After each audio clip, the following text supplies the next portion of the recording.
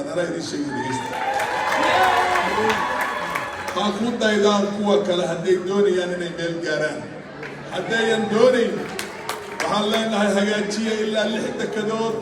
maxay ahayd container depotka ka hagaajiya wax alla wixii khayraadkii waddanka soo saara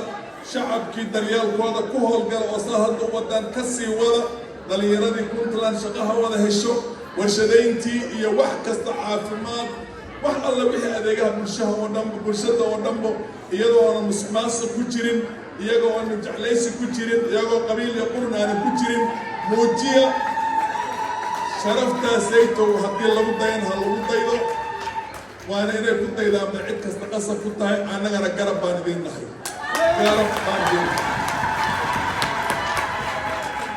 aad baad u mahadsantihiin anigu markasta waxaan jeclahay inay